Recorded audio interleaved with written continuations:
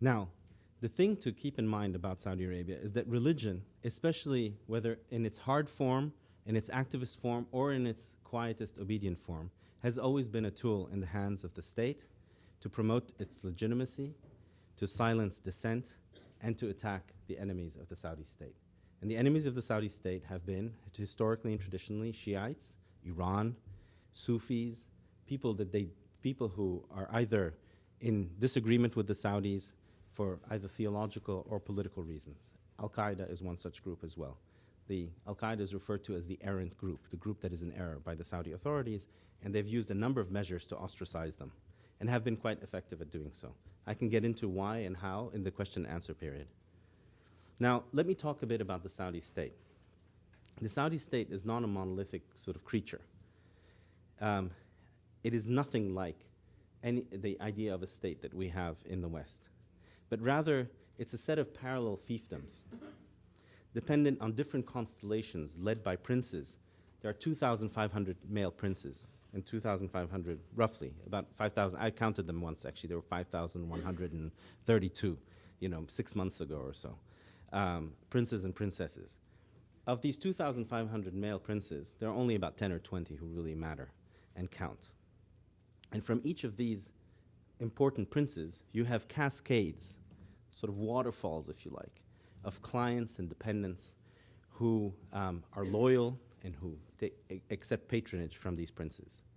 You can think of the system or of the state as a set of multiple pyramids with princes, of course, at the apex, but these pyramids are different sizes. They compete with each other. Each of these different apexes or princes at the top of the pyramid have a different reputation, different qualities. They are a topic of discussion amongst the people. They often compete with each other and at times form alliances, at other times they do not. What creates alliances and often has to do with blood, whether the princes are full brothers or half brothers. The women are very important, the mothers are very important. And and studying them is a bit like criminology in the good old days of the Cold War. And this study of the princes offers much material for discussion around desert campfires and urban salons. Now, some of these princes are extremely smart and able, and they are engaged in a very complicated and highly personalized. All politics is face-to-face here. There are no institutions. I mean, there are institutions, but they don't matter. It's all about face-to-face politics, and it's all about a set of, if you like, dyadic or one-to-one relationships that are often described or often take the form of paternalistic relationship and clientelist relationships. I can tell you a bit about this. I mean, I know a number of these princes personally. I can tell you a bit about how it works and how they juggle the society and the different elements in society. Now, let me, before sort of concluding, and I know I've spoken probably over my limit. No? I'm okay. Let me talk about the constituencies that really matter in Saudi Arabia. And this is really the crux of the matter when you think of Saudi politics.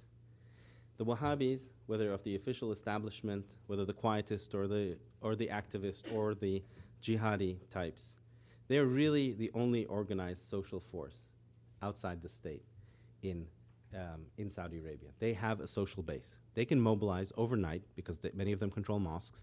They can organize overnight demonstrations or groups of people coming into the streets, 200,000, maybe more, some of them armed. So they are a force that needs to be accounted for and contended with by the rulers. They cannot be ignored. Liberals, by contrast, are utterly insignificant in Saudi Arabia. They form no social base. The people that we tend to like and we tend to promote are insignificant.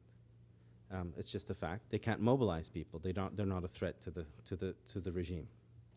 Business people also are not a threat. They're fungible and can be replaced quite easily. Technocrats also are not a threat to the regime. And unfortunately, also women don't count for much here. I can talk about women in the question and answer period as well. The royal family is an institution, and it does matter. Its internal regulation is a source of much speculation. A good Saudi friend once told me that if anyone talks to you openly about the Saudi royal family, that invariably means he or she knows nothing about them. There are people who really know, don't say much. They stay tight-lipped. And I'm actually tempted not to speak about them so that you can think I'm terribly erudite and know a lot about them. But let me tell you what I do know.